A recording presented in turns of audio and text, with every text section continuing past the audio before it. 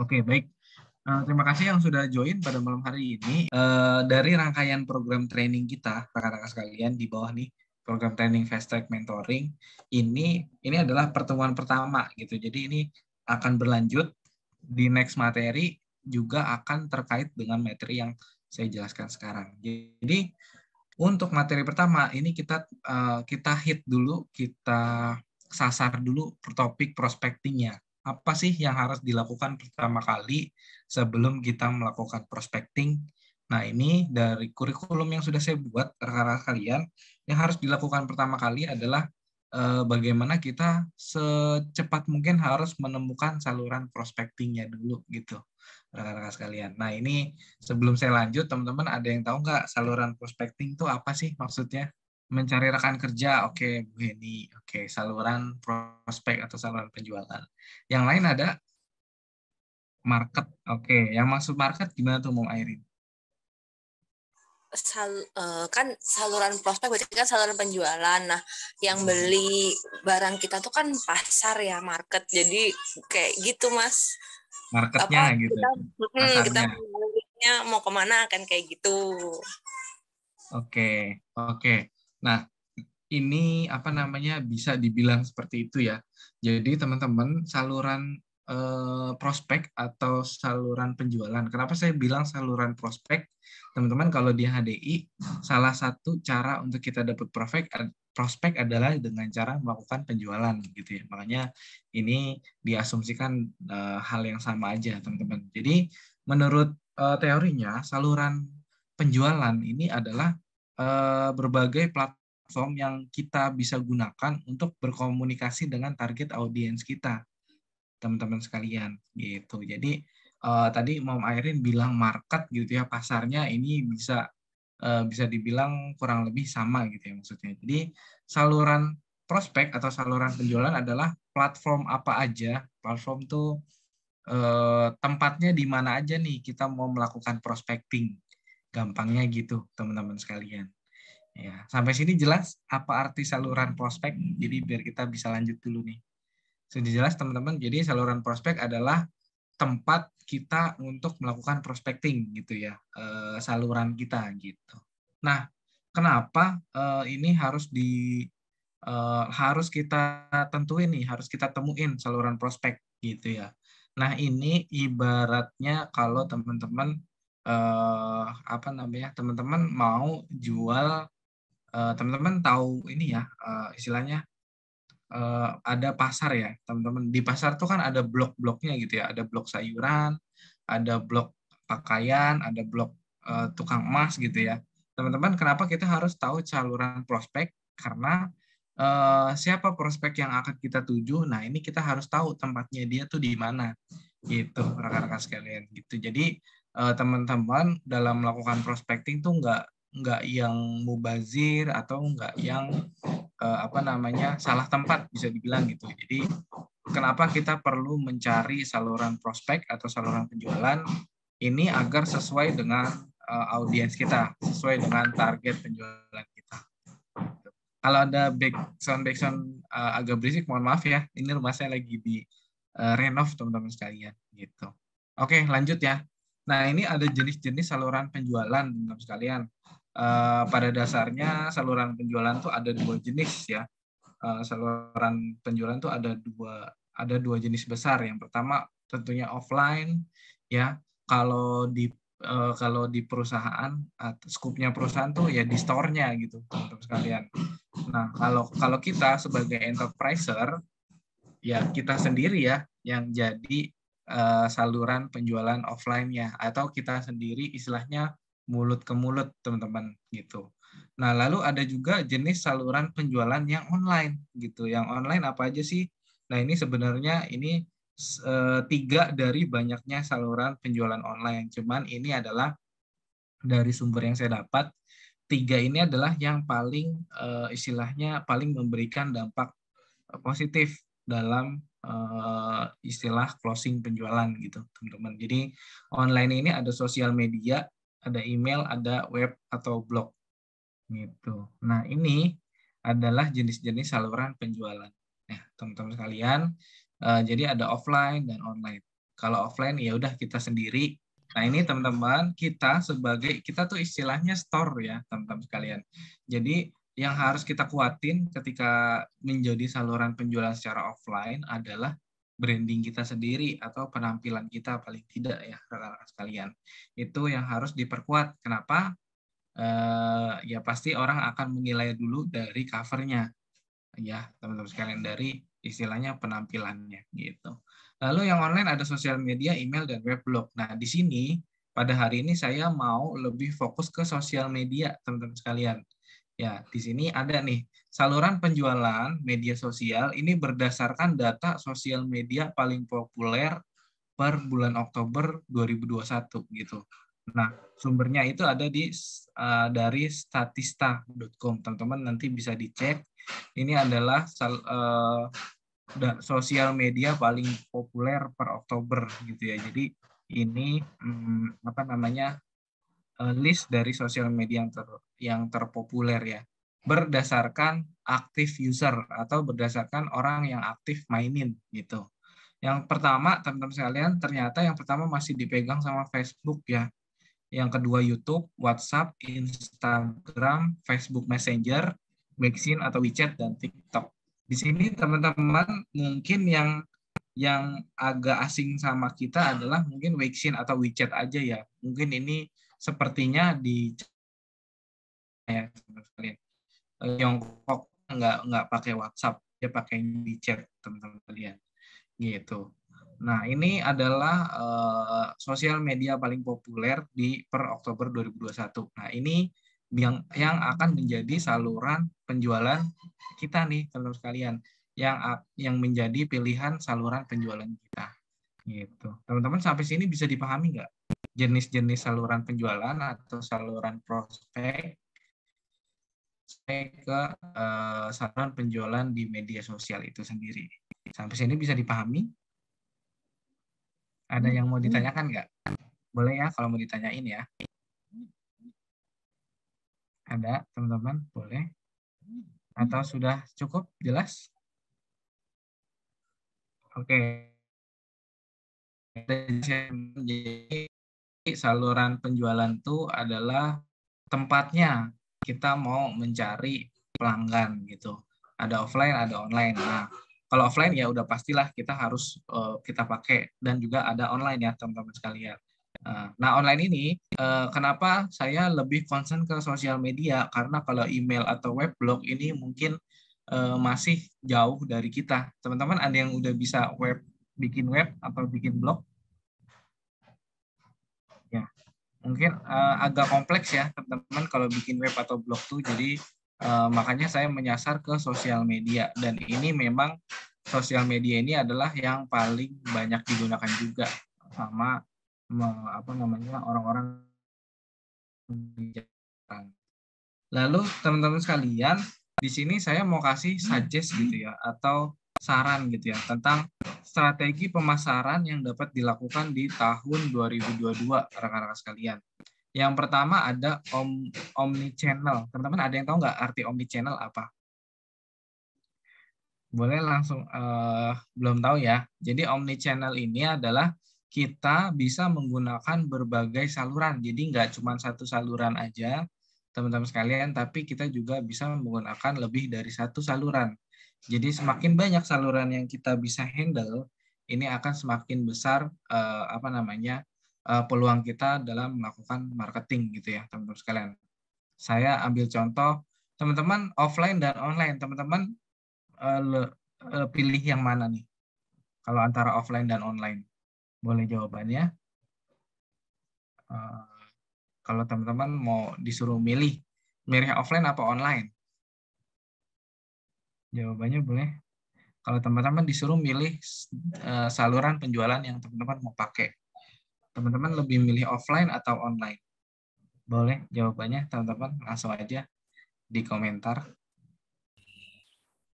Oh, Bu Junita lebih mana Bu? Offline apa online? Saya pribadi offline tuh Mas. Oh, offline, oke. Bisa langsung ketemu. Siap. Kalau yang lain gimana? Offline, kalau Bu Junita offline aja nih. Nah, teman-teman, kalau saya sendiri, ini saya akan menerapkan omni channel ini. Maksudnya apa, teman-teman sekalian? Jadi, saluran penjualan yang saya gunakan ini nggak cuman offline aja, tapi juga saya gunakan online. Dan online pun, misalkan di sosial media, saya nggak hanya menggunakan Instagram aja, teman-teman sekalian.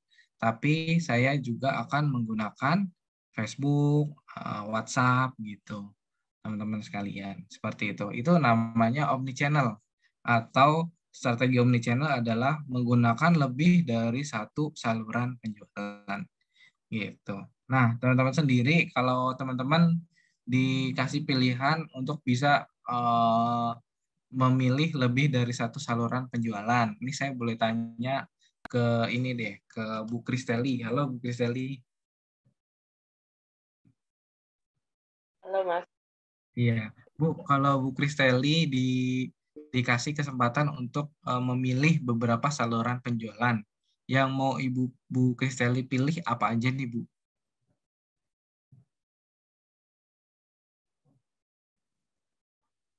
Maaf, soalnya setelah ada jam juga. Oh gitu, sorry, nggak apa-apa. Kalau ini, Omnichannel ya.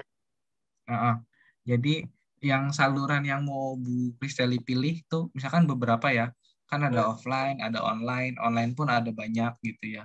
Nah ini yang mau Bu Kristeli pilih ini yang mana aja Bu? Misalkan Bu Kristeli mau disuruh pilih 3 saluran penjualan. Bu Kristeli mau pilih yang mana aja? Yang offline itu ya Mas. Oke, offline. Lalu apa lagi Bu? Bisa lewat WhatsApp ya. Oke, WhatsApp. Satu lagi? Misalkan 3. Facebook. Oke. Nah, teman-teman itu ya, jadi contoh dari omnichannel. Jadi omnichannel adalah kita menggunakan lebih dari satu saluran penjualan. Kalau Bu Kristeli tadi, penerapan omnichannel-nya adalah Bu Kristeli mau pakainya offline dari mulut ke mulut, lalu pakai WhatsApp dan pakai Facebook ya Bu Kristeli ya. Iya Mas. Kenapa pakai Facebook Bu? Karena udah biasa. Udah biasa, oke. Nah, teman-teman sekalian, nah ini sebenarnya pemilihan tadi ya, pemilihan offline, pakai WhatsApp, pakai Facebook, itu sebenarnya kita ada dasarnya loh, ada caranya kenapa kita harus memilih Facebook, kenapa kita harus memilih WhatsApp. Nanti next, habis ini saya akan kasih demonstrasi caranya ya, teman-teman. Saya lanjut lagi. Strategi pemasaran berikutnya yang bisa dilakukan di tahun 2002. Jadi 2022 ini adalah istilahnya ini udah dirangkum teman-teman bisa pakai strategi-strategi berikut. Yang kedua adalah video marketing. Jadi di tahun 2022 ini video marketing tuh lagi anget-angetnya gitu ya. Jadi lagi banyak disukai oleh pasar teman-teman sekalian. Jadi teman-teman bisa pakai video marketing gitu. Contohnya kemarin saya bikinin reels buat Mom Airin, Bu Heni, terus siapa lagi ya saya lupa. Mudah-mudahan itu bisa bermanfaat ya. Mudah-mudahan ada yang nyangkut. Cuman kalau enggak ya nggak apa-apa, dibikin lagi aja teman-teman sekalian. Gitu. Ya. Jadi video marketing, lalu ada SEO, Search Engine Optimization. Jadi ini maksudnya apa sih? Ini lebih kompleks sih teman-teman sekalian. Intinya gini, saya boleh tanya Mom Airin nggak? Mungkin yang sering googling. Halo Mom Airin. Ya, Mom Airin suka googling obat tertentu nggak buat anak? Misalkan anaknya sakit, suka googling nggak? Oh, aku tuh googlingnya kayak misalnya gejala-gejala Mas, gejala-gejala penyakit.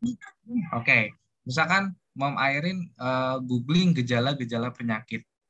Ketika Mom Airin enter, itu yang paling atas biasanya webnya siapa? Halo dokter. Halo dokter. Nah, itu adalah praktek dari search engine optimization. Jadi, Halo dokter ini dia sudah bisa mengoptimalkan search engine. Jadi, apapun yang dicari orang, dia ada di urutan pertama. Seperti itu Mom Airin. Jadi ini lebih kompleks, jadi saya nggak akan bahas ini karena ini udah marketing internet banget. Ini agak rumit ya. Ini lebih rumit dari Instagram, teman-teman. Jadi ini teman-teman kalau mau nyari tambahan boleh, cuman ini apa namanya agak sedikit rumit. Cuman gambarannya seperti itu. Jadi apa yang kita cari di Google yang pertama kali keluar, nah itu adalah dia website yang sudah berhasil menerapkan SEO ini, Search Engine Optimization, teman. Gitu. Bisa tergambar nggak? Gitu. Halo Mama Erin. Iya Mas, itu berarti dia tuh nanya ya Mas ya, barangkali bisa bantu jawab. Apa dia tuh berarti dari statistik gitu apa gimana sih Mas? Apa banyak-banyakan orang gimana ya? Oke. Banyak buka jadi dia yang nomor 1 atau dia tuh survei dulu gitu. Oke. Saya bantu jawab ya, Mama Erin. Jadi di sini semacam Instagram juga. Jadi Google juga punya algoritma, teman-teman sekalian. Jadi ada kata kunci gitu ya. Kalau di Instagram tagar ya. Kalau di Google mungkin kata kunci. Ada juga di Google bisa pakai promosi berbayar. Itu bisa meningkatkan, istilahnya naik tuh. Apa yang orang cari, punya kita tuh bisa di atas. Seperti itu, Mama Erin. Jadi ada algoritmanya, dan kalau kita tahu algoritmanya, itu bisa jadi kita bisa punya peluang ketika orang cari sesuatu, misalkan madu. Nah, website kita bisa di paling atas gitu, Mama Erin. Ada algoritmanya dan itu lebih rumit sih dari Instagram. Kayak gitu. Makasih Mas Ikhwan. Nah, itu seru sih sebenarnya, cuman agak lebih kompleks banget. Dan yang terakhir ini adalah podcast, teman-teman sekalian. Kalau saya tanya berapa banyak artis yang sekarang mainan podcast? Banyak ya, teman-teman sekalian. Kalau teman-teman, kalau saya tanya, kalau podcast, teman-teman artis siapa yang teman-teman pikirkan kalau dengar kata podcast? Artis siapa, teman-teman? Deddy Corbuzier. Nah, itu ya. Jadi podcast ini di tahun 2022 juga akan menjadi yang hangat-hangat, yang disukain sama orang. Karena apa? Karena podcast itu lebih natural, ngobrol natural, cuman memang didokumentasikan gitu, teman-teman sekalian. Ini strategi pemasaran yang dapat dilakukan di tahun 2022. Nah, kalau dari saya, yang mungkin kita bisa pakai adalah omnichannel dan video marketing mungkin ya.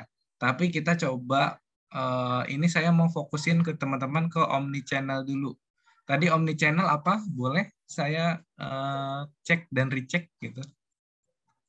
Tadi omnichannel apa, teman-teman?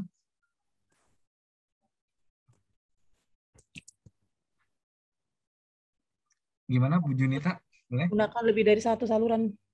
Ya, mantap Bu. Ya, menggunakan lebih dari satu saluran pemasaran gitu ya. Nah, tadi kan saya tanya Bu Kristeli pakainya offline, pakainya Facebook dan WhatsApp gitu ya. Nah, next saya akan demonstrasikan ke teman-teman gimana sih caranya untuk menentukan apa aja nih yang bisa kita pakai, rekan-rekan sekalian gitu ya. Nah, catatannya di sini teman-teman, yang offline ini wajib ya. Jadi di sini teman-teman kita udah nggak usah mikirin offline lagi karena ini udah pasti kita jadikan saluran penjualan kita gitu ya secara offline. Jadi yang offline wajib. Nah, di sini cara menentukan saluran penjualan yang online, teman-teman sekalian. Nah, ini saya akan demonstrasikan caranya, teman-teman sekalian.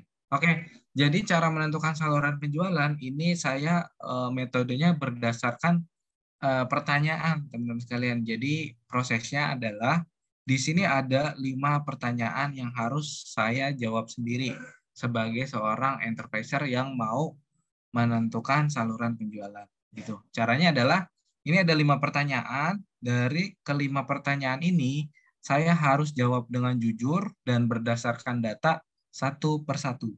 Oke, kita langsung saja. Apa tujuan marketing saya? Nah, teman-teman sekalian, tujuan marketing ini biasanya terbagi menjadi 2, rekan-rekan sekalian.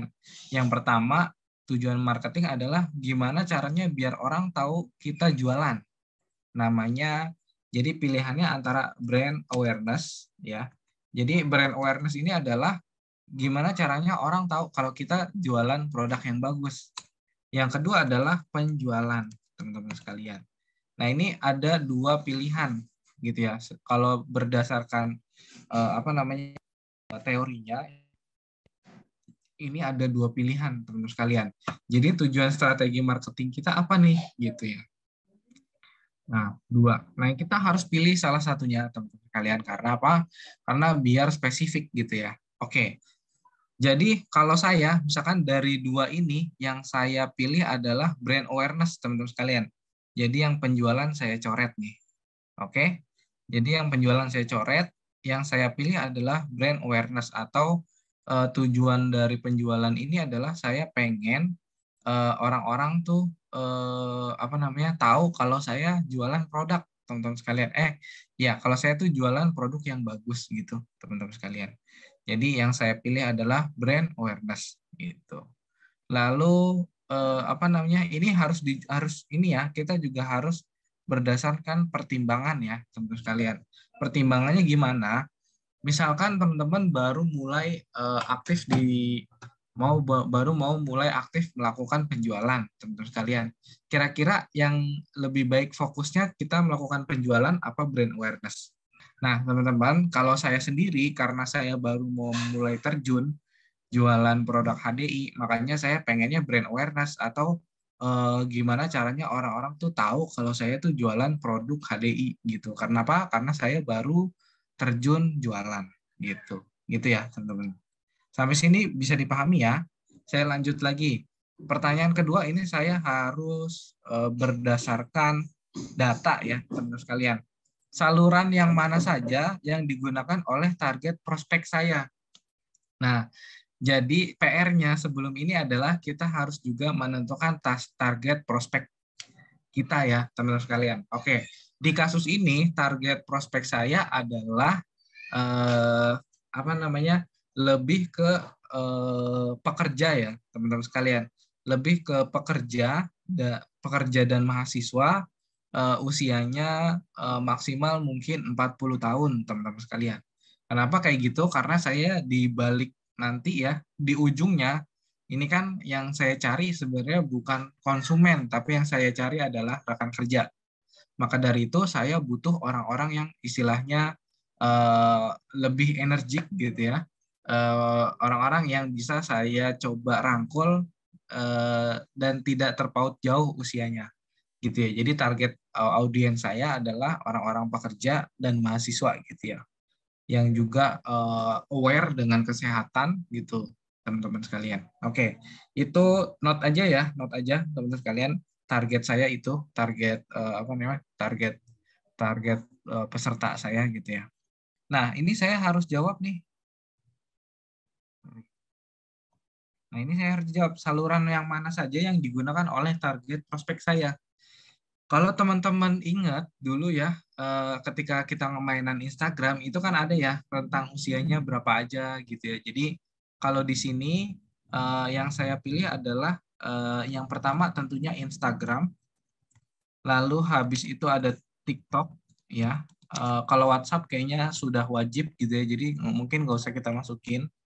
Kita udah pasti masuk WhatsApp, dan yang terakhir mungkin Facebook ya, teman-teman sekalian. Sisanya enggak. Nah, ini adalah 4 saluran yang paling sering dikunjungi atau digunakan sama target prospek saya. Oke, setelah itu lanjut lagi, saya harus jawab apa jenis konten marketing saya. Nah, konten marketing adalah saya mau melakukan pemasarannya di platform di atas ini dengan cara apa? Lebih banyak gambar, tulisan, atau video. Nah, di sini teman-teman sekalian sesuai dengan sesuai dengan background saya, jadi saya akan lebih banyak gambar dan video dari jenis konten marketing saya, gitu ya. Jenis konten marketing mayoritas gambar dan video. Oke, ini udah saya jawab. Lalu keempat, saluran yang mana saja yang digunakan oleh kompetitor saya. Nah, ini juga harus kita research ya, teman-teman sekalian. Kompetitor kita tuh siapa aja gitu ya. Terus yang dipakai apa aja. Nah, ini asumsinya saya sudah melakukan research ya, teman-teman sekalian. Jadi yang digunakan oleh ini saya ini aja, asumsinya HDI Kedoya aja ya. Jadi yang digunakan kompetitor HDI Kedoya adalah Instagram, TikTok, dan Facebook saya kurang tahu deh, YouTube gitu. Oke, ini ya teman-teman sekalian. Oke, gitu ya. Ini kita tambah YouTube. Oke, jadi komputer saya ini. Lalu yang kelima, berapa banyak saluran prospecting yang dapat saya kelola? Nah, ini balik lagi ke kemampuan kita ya, teman-teman sekalian. Saluran prospecting selain selain secara offline ya, secara media sosial yang bisa kita handle, yang bisa kita kelola berapa. Nah, ini kita harus jujur sama diri sendiri, teman-teman sekalian. Kira-kira kalau untuk upload dan segala macam ini berapa nih, teman-teman sekalian? Kalau saya, teman-teman sekalian, ini maksimal 3 saluran, teman-teman sekalian. Oke, ini kita udah jawab ya satu-satu, teman-teman. Nah, berikutnya adalah ini kita coba sambung-sambungin, teman-teman sekalian. Kita cocok-cocokin, teman-teman.